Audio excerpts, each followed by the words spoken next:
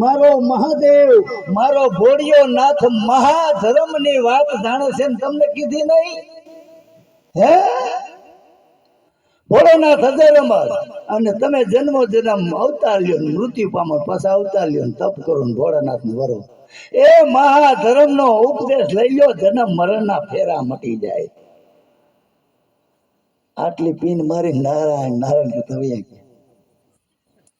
પણ સાહેબ આ તો દેવર્ષિ નારદ છે એની પાછળ કઈક મોટું રહસ્ય પડ્યું હોય આજના નારદ ની વાત નથી કે અમારે અટાણ કેટલા ઘેરે ગયા છે ભગત ના દીકરા થઈ ગયા છે ને કઈક ડોહું લેતા જાવ ને વેસાઈ જાય લે ઘીરે પંપ મારી આવો એક શબ્દ ખોટું નથી ઓલો સુરેશભાઈ બેઠા એ સાક્ષી ફરી બજાર એમ કે ડોહું કઈક લેતા જાવ વેસાઈ જાય ભક્તિ દીકરા થયા કીએ છે એવો પરત અને વેસાણી ભગવાન દયા થયો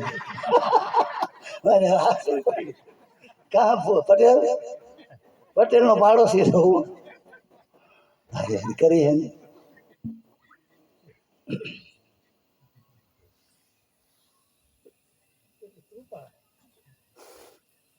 આજના નારદ પથારી ફેરવી દો આપણે ઘીરે જાય ખબર પડી જાય કોક આટો મારી ગયો ઠામણા ખકડવા મને માર્ગે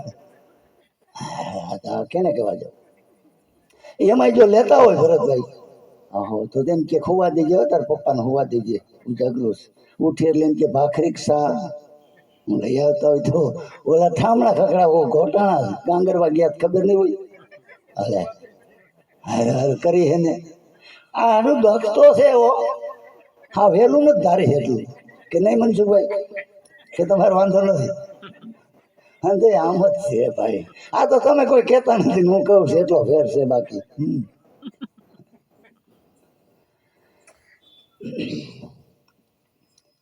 હા હા સતીની તાકાત એવી શું છે જેથી લંકાપતિ રાવણ માં ભગવતી સીતાનું હરણ કરી ગયો ને સાહેબ આ વાત ક્યાં મેલી યાદ રાખજો કહું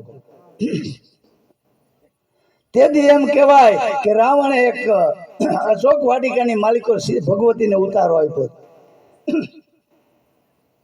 ભરતે રાક્ષસ નો પેરો મેલ્યો એક દિવસની રાત્રિ છે અને બધા રાક્ષસો નિંદ્રાના આધીન થઈ ગયા છે તેથી જાગે છે ભગવતી સીતાજી હે નિશા નેણ ધારી હાથમાં હરીર લઈ અને તેથી ભગવતી સાહેબ તરતી ખોતરતી હતી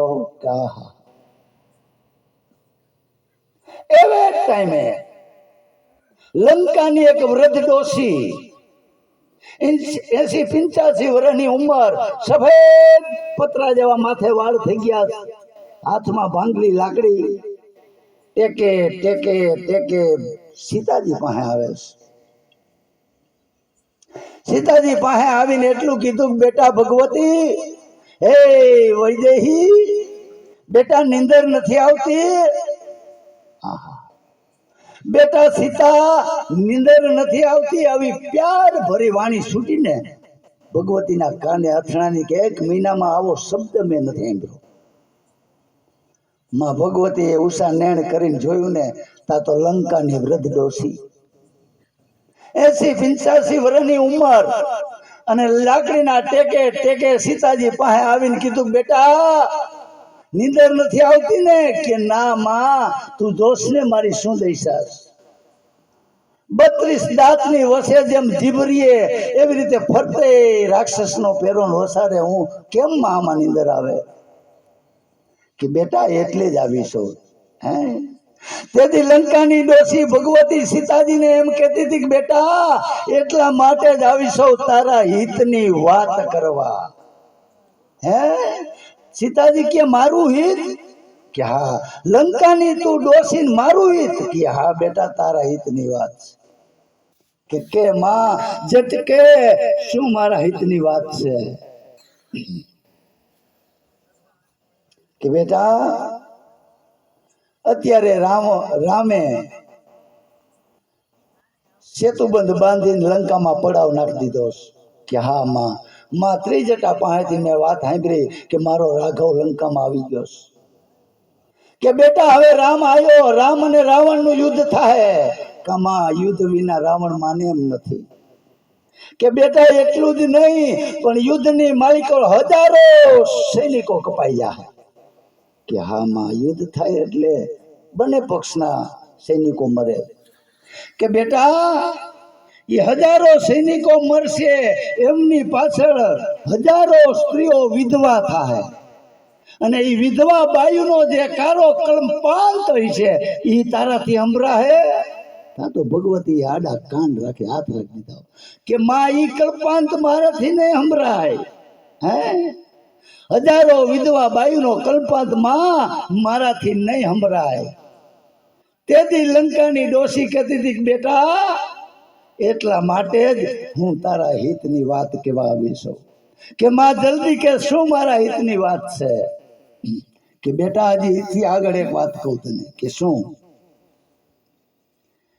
એ હજારો વિધવા બાયુ વિશે એનો જે કારો કલ્પાંત એમની પાછળ લાખો બાળકો અનાથ થઈ જાય હે લાખો અનાથ બાળકોની જે કારી શિષ્યારી હોય છે બેટા ઈ તારાથી સંભળાય કે ના માં ઈ મારાથી નહીં સંભળાય તો બેટા તારા હિતની વાત હવે સાંભળ કે શું માં જલ્દી કે શું મારું હિત છે કે બેટા તેથી સાહેબ લંકાની વૃદ્ધ ડોશી 80-85 વર્ષની ઉંમર લાકડીને ટેકે ટેકે આવી સીતાજીને એમ કહે છે કે હે બેટા રાવણની વાત માની જા અને રાવણની પટરાણી બની જા એટલે બધો ડખો ડંભાઈ જાય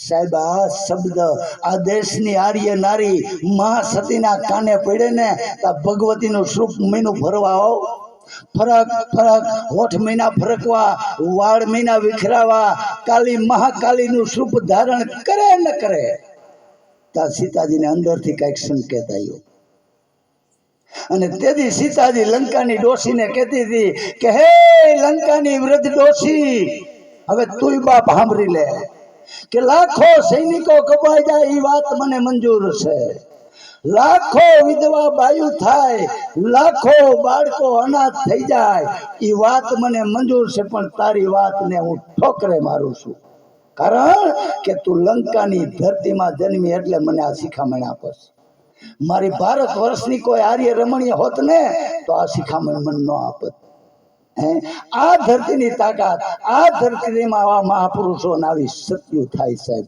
ક્યાં મેલીથી વાત કયો લ્યો હા નારદજી ગીરા આટો મારી જાય હા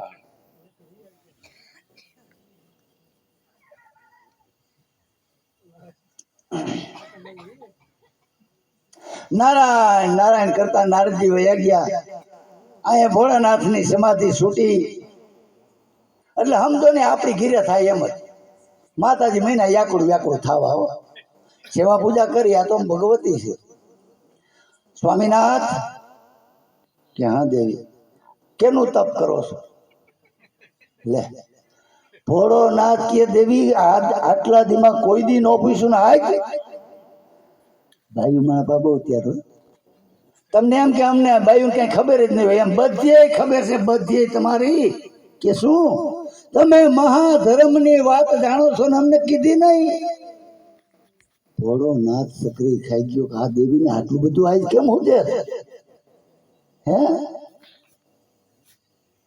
ભોળાનાથે જોયું કે નારદજી તો આટો નથી મારી ગયો ને ભોળાનાથે સમાધિ લગાવ્યો જોયું તો કે નારદજી મને નો મેલ્યો હે પણ હવે કાંઈ વાંધો નહીં ખબર પડી જ ગઈ છે તો કાંઈ એમાં અંબાઈને સમજાવવા પા હાવ હેલા લ્યો કે શું કે દેવી આ વાત એવી છે ને હંમેવાળી વ્યક્તિ જ્યાં સુધી પૂછે નહીં ત્યાં સુધી કહેવાય નહીં હા તો બરોબર એટલે જ નથી કીધી લ્યો એ સમાધાન શું રાખ્યું કે ખીચડી કઢી બાયું માણસ સમજાવવાનું ફટકી થાય હા પણ દેવી તોય લત નથી મેલતા હો માતાજી ભોળાનાથ પણ હું આજ તો તમને પૂછું છું ને કે આજ પૂછો હાલો આપો મહાધર્મની વાત સમજાવો અરે દેવી આ બધાય વસારે મહાધર્મની વાત ન થાય એકાંતમાં જવું પડે હાલો એકાંતમાં લીધું લાકડું કર્યું મેરાયું ભોળાનાથને ઉપાડ્યા ઘોર જંગલમાં જઈ અને પીપેરના ઝાડની નીચે મહાધર્મનો ઉપદેશ દેવા બેસે છે. હવે જંગલમાં કેટલાય જીવ હોય, પશુ પક્ષી જીવ જંતુ કીડી મકોડી, એક પણ જીવ ન હોય ત્યાં સાહેબ આ મંત્ર ભાઈ. એટલે ભોળાનાથે પેલી તાલી પાડી, પાખુવાળા પંખી ઉડી ગયા. બીજી તાલી પાડી, માળાની માલિકો રીંડા હતા એ સેવાય બસા થઈને ઉડી ગયા. ભોળાનાથે ત્રીજી તાલી પાડી, ત્યાં કીડી મકોડી જીવ જંતુ હતું એને સમાધિ લાગી. હવે જોઈતા માતાજી ને ભોળોનાથ બે. પણ ઘટના એવી ઘટી સાહેબ, ઈ જ પીપેરના પોલાણની માલિકો એક બગડી ગયેલું ઈંડું પીડ્યું પોપટનું.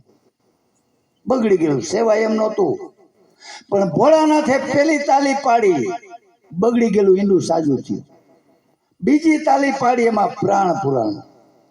અને ત્રીજી તાલી પાડીને તો સેવાય કમ્પ્લીટ બસું થઈ ગયું. હવે ચોથી તાલી પાડે તો એ બસું ઉડે. અને ભોળોનાથ ચોથી તાલી પાડે તો આ પૃથ્વી રાહાકાળ વહી જાય. અને અહીંયા માતાજીને ઉપદેશ દેવાનું ભોળાનાથ ચાલુ કર્યું. વાં પોપટનું બસું સાંભળે. મહાધર્મનો ઉપદેશ આપતા આપતા આપતા વાત એન્ડ ઉપર પોગી અને માતાજી જોડે છે. પોપટના બસાએ મહાધર્મનો ઉપદેશ સાંભળી લીધો કે આ વાત પડી સમાય.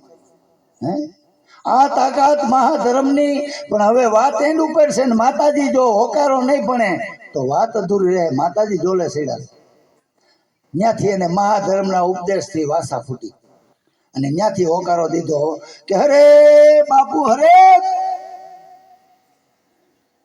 ભોળોનાથ કે એમ બે સિવાય ત્રીજી વ્યક્તિ છે ને એના હોકારો કોણ દે છે? જોયું તો પોપટનું બસું. આહા, મારો મહાધર્મ છોરી ગયો, હવે તને જવા નહીં દઉં, તને પકડીને વસને બાંધી લઉં. ભોળાનાથે દોટ દીધી હો પોપટના બસા કોઈ. પોપટનું બસું કે હવે તારી પાસે જે શક્તિ છે તો મારી પાસે છે. મારી પાસે મહાધર્મનો ઉપદેશ આવી ગયો અને મહિનો ભાગવા હો પોપટનું બસું. મોર પોપટનું બસું વાહે ભોળોનાથ. ભાગતા ભાગતા પોપટનું બસું પાછું વાળીને જુએ ને વાહે ને વાહે કે આને તો પીસો મેળતો નથી. હવે એવામાં હવારમાં એક ઋષિ પત્ની હાથમાં જળની જાળી લઈને મુખ પખાડે. પોપટના બસાએ વિચાર કર્યો કે મારી પાસે મહાધર્મનો ઉપદેશ છે, લાય અજમાસ કરું. મહાધર્મનો અજમાસ કરી સૂક્ષ્મ એવું રૂપ ધારણ કરી પૂરો વરીને ઓલા ઋષિ પત્નીના હાથમાં કમડળ હતું ને એમાં પડી. ઋષિ પત્નીએ હાથમાં જળ લઈને મોઢામાં મેલ્યું ત્યાં ઋષિ પત્નીના પેટમાં ઉતરી ગયું. અહીંયા ભોળોનાથ સારી બાજુ જુએ, ગયું કેમ નહીં, ક્યાંય નજરે ન આવ્યું. ભોળાનાથે ધૂણી દખાવ્યો, સમાધિ લગાવી, જોયું તો ઋષિ પત્નીના પેટમાં. ભોળોનાથ કે માના પેટમાં કેટલા દી રહીશ, બારો તો નીકળીશ ને. સાધુનો વેશ ધારણ કરી અને હમી ધૂણી દખાવી ઝૂંપડીને સામે. હો સાહેબ, શાસ્ત્ર સાક્ષી છે, 11,000 વર્ષ સુધી માના પેટ મારી, ભૂલતો ન હોય. પછી માને પ્રસૂતિની વેદના થવા લાગી.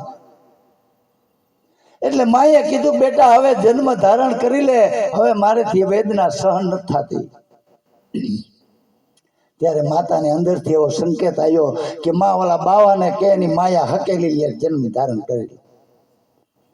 ઋષિ પત્ની ગયા, બાપજી આપની માયા હકેલી લ્યો, હવે મારાથી આ વેદના નથી સહન થતી. ભોળાનાથે ગાયની સિંગની માથે રાઈનો દાણો ટકે એટલી વાર માયા હકેલ્યો. તા તો અહીંયા જન્મ ધારણ કરી ઓરનો પસેડો ખંભે મારીને મીનો ભાગવા. સુખદેવજી મહારાજ એવું નામ ધારણ કર્યું. સુખ કેતા પોપટ અને દેવ કેતા મહાદેવનો મંત્ર સોરી ગયો. ભાગવતનો એક મહાન કથાકાર તૈયાર થયો સાહેબ. સુખદેવજી મહારાજનો જન્મ થયો. આવો સત્સંગ સંત મુરદાસ કરી રહ્યા છે. અને એવે ટાઈમે ઓલી બાઈ આવી હો. હે ઢોંગી સાધુ, હે લંપટ બાવા, તારી સત્સંગની મોટી મોટી વાતો રહેવા દે અને આ તારા કરતું તો હમું જો. એમ કરીને પેટ ઉપર હાથ ફેરવો ને તો સાહેબ કે બે કોણીઓ મારવા મને. હે આપણે જેને ભગવાન માનીશી તો નઠારો છે. અરે એ તો આવો છે સમાજમાં સાહેબ ન થવાની મની વાતો થવા બધા ઉભા થઈ થઈને વયા ગયા. એટલું જ નહીં સાહેબ, તેથી અમરેલીમાં જઈને મહાજનોને વાત કરી કે આપણે જેને ભગવાન માની છીએ ને એ તો નઠારો છે. તેથી સંત મૂળદાસને ખાહડાનો હાર પહેરાવી અવરા ગધેડે બેહારી અને અમરેલી માલિકો ફેરવાતા હોય. અને તેથી આ દુનિયાનો સંત એ મલાક મુસ્કાતો હતો કે હે પરમાત્મા, વાહ તારી લીલા. હે સાહેબ, આટલું કરતા અમરેલીના મહાજનો નો ધરાણા. કોર્ટમાં કેસ કર્યો. કોર્ટની માલિકોથી એવો સુકાદો આવ્યો કે આ બાઈ રતન છે એને સંત મૂળદાસને હોપી દો, ભરણ પોષણની જવાબદારી એની. સીમાડે ઝૂંપડી બાંધી વસંતે પછી તો હવે આશ્રમમાં નથી કોઈ આવતું, નથી કોઈ જાતું, ખાવાના વાંધા પડે છે. હાથ દિવસથી આ દેશનો સંત ભૂખો ખાવાનું જડ્યું નથી. બાઈ 3 દી આ બાઈ ને રોટલી નથી જડી. અને એમાં ઝૂંપડીની માલિકોની બાઈએ બાળકીને જન્મ આપ્યો છે. અને એ પહોળું સાહેબ રોવે છે. ઝૂંપડાની માલિકો માં છે ને પાત્ર સાહેબ, માને થાય એ બાળકીને રોતા જોઈને માં એ જનેતા એટલું બોલ્યું કે બાપુ, તેથી મને મરી જવા દીધી હોત તો આ દી નો જોવા પડત. આજ હું ભૂખી, તમે ભૂખ્યા, મારું પહોળું ભૂખ્યું. આજે પહોળાને પેટ ભરાય એટલું મારે સ્તન ધાવણ પણ આવતું નથી બાપુ, તેથી મને મરી જવા દીધી હોત તો આ દી નો જોવા પડત. તેથી આ દેશનો સંત એટલું બોલ્યો, બેટા દુઃખના દાડા કાલ વયા જાય. બાપ દીકરીના નાતે રહીએ છો કે દીકરી આમાં તારા એકનો વાક નથી. તો મારી માથે મારા સદગુરુનો બોલ હતો કે જા મુરજી, તારી માથે એક દી કુંવારી દીકરીનું કલંક આવશે. તા તો આ દીકરી ધ્રુજી ગઈ, બાઈ ધ્રુજી ગઈ કે બાપુ, આપ જેવા મહાપુરુષ મારા માટે થઈને ખોટી આડ ઓઢી અને તમારો સદગુરુ એમ કહે કે તારી માથે કુંવારી દીકરીનું કલંક આવશે. આનું કારણ કે દીકરી જેથી ગુરુની ખોજ માટે મેં ઘર છોડ્યું. મને એમ થયું મારો સદગુરુ થવાને લાયક કોણ બાવલ્યો છે. ગોતતા ગોતતા ગોતતા ગોંડલની માલિકો આવ્યો. ગોંડલની માલિકો લોહ લંગડી બાપુનો આશ્રમ. મને એમ થયું મારો સદગુરુ થવાને લાયક તો આ બાવલ્યો છે. ગુરુના આશ્રમમાં ગયો, ગુરુને પગે લાગ્યો, કીધું બાપજી મને કંઠી બાંધો ને શબ્દ આપો. ત્યારે લોહ લંગડી બાપુ એટલું બોલ્યા કે બેટા થોડાક દી આશ્રમમાં રોકા, તેલ જોવી પડે, તેલની ધાર જોવી પડે. એમનો ગારિયા નથી નાખી દેવાતા. આવે છે ને આ કાશી બુદ્ધિના વિડિયા કેટલાય આવે છે, આપણે હંધાય સાંભળ્યા છે. આ ધાર જોયા વિના કંઈથી બાંધી દીધી હશે. બ્રહ્માજી ભગવાન નો કહેવાય, મહાદેવ ભગવાન નો કહેવાય. લાગીલો રે સીડું સાહેબ આ સંપ્રદાય અધૂરું જ્ઞાન કે બેટા થોડાક દી રોકા, તેલ જોવી પડે, તેલની એમનો ગોઈને ગારિયા નો નખાય. આલે આ કાવડ વસ્તી છે. મુરજી ભગત કાવડ લઈને ટુકડો માગવા જાય છે. રોજનો કર્મ. એક દિવસ મુરજી ભગત વસ્તી સેતવા ગયા છે ને પાછળ આશ્રમની માલિકો 2 સ્ત્રી અને 1 પુરુષ આવે છે. આવ્યા એટલે બાપુએ આવકારો આપ્યો, આસન આપ્યું, બેહાર્યા. પૂછ્યું કે ભાઈ તમે કોણ છો ને ક્યાંથી આવો છો? બાપુ આમોદરાનો વતની સૌ, કરશન લુવાર મારું નામ છે. આ ધેડ વયના જે બાઈ રહ્યા એ મારા ધર્મપત્ની છે અને યુવાન અવસ્થાવાળા જે બાઈ રહી એ મારા દીકરા મુરજીના ઘરવાળા છે. પણ બાપુ એટલું બધું પવિત્ર પાત્ર છે, એટલો બધો કલ્પાંત કરે છે કે ગમે તે થાય મને મારા પતિને મેળાવી દો. હે મારા પતિની મુલાકાત કરાવી દો. એટલે બાપુ અમે આવ્યા છે. આટલી વાત કરીને ત્યાં મૂળજી ભગત વસ્તી સેતીને જોયું તો બાપુજી ધર્મપત્ની ઓટા ઉપર કાવડ મેલી અને બાપુજીના શરણમાં પગે લાગ્યા. ધર્મપત્નીએ દાંત આરે હાડીનો છેડો દબાવી મૂળજી ભગતને પગે લાગ્યા. અને તેદી લોહ લંગડી બાપુના મોઢામાંથી શબ્દ નીકળી ગયો કે હે મૂળજી, એક પરણેતરને તરસોડીને આવ્યો, જા તારી માથે એક દી કુંવારી દીકરીનું કલંક આવશે. આ વાત આ દીકરીને બાપુ કરે અને પાછળ ગાડા ખેડો વાત સાંભળે. આહા, ગાડા ખેડું ઝૂંપડામાં આવ્યા કે બાપુ હકીકત શું? દીકરીને પૂછ્યું બેટા હું કે ભાઈ તમે જે સાંભળ્યું ને એ હકીકત છે. એક મને બસાવવા માટે થઈને આ સંતે ખોટી આડ ઓઢી. ગાડા ખેડુ સાહેબ દોડતા અમરેલીમાં ગયા. મહાજનોને વાત કરી હો કે આપણે બહુ મોટી ભૂલ કરીશ. એક નિર્દોષ સંતનું કાળજું ફફડાયું, માફી માગી લ્યો નકર અનર્થ થઈ જાય. અને સાહેબ તેથી અમરેલીના મહાજનોએ કઈડે ઢોલકા બાંધ્યા. શેરી વરાવું સજ્જ કરું ઘીરે આવો. ઈના હતા ખાહડાના હાર પહેરાવે તો આ સમાજ પહેરાવે, ફૂલના પહેરાવે તો આ સમાજ પહેરાવે. સંત મૂળદાસ ને ગાતા વાતા, પણ સંત આ તો સંત માફી ન આપે ને સંત ન કહેવાય સાહેબ. ક્ષમા ન આપે ને એ સંત ને લાયક ન હોય. સંત હંમેશા સમાજ હોય સાહેબ. હરખ ને શોખ ની જેને હેડકી ન આવે ભલે ભાંગી પડે બ્રહ્માંડ. શીલવંત સાધુ ને વારે વારે નમીએ પાન બાઈ, જેના બદલે નહીં વ્રતમાન. એને હરખ શોખ ની હેડકી ન હોય સાહેબ. બહુ મોટી વાત છે સાહેબ. અમરેલીના જામનગરના જામ નરેશે એની કઈથી તોડી નાખી, ન્યા મીંદડા હજીવન કર્યા. પણ વાત ટૂંકમાં લઉં તો આ બાઈની કુખે જે દીકરીનો જન્મ થયો હતો ને એનું નામ રાધા પાડ્યું. અને આશ્રમની માલિકો રાધા જેથી ઉંમર લાયક થઈ અને એના લગ્ન કરી દીધા. અને એની કુખે જે દીકરાનો જન્મ થયો સાહેબ, એ અમારા સ્વામિનારાયણ સંપ્રદાયના મહાન સંત મુક્તાનંદ સ્વામી થયા સાહેબ. એટલે કીધું છે કે નથી મફતમાં મળતા, એવા કાંઈક મોંઘા મૂળ ચૂકવવા પડતા. સંતને સંતપણા નથી મફતમાં મળતા. ભાઈ રમેશભાઈ આવો ઘડીક કહે.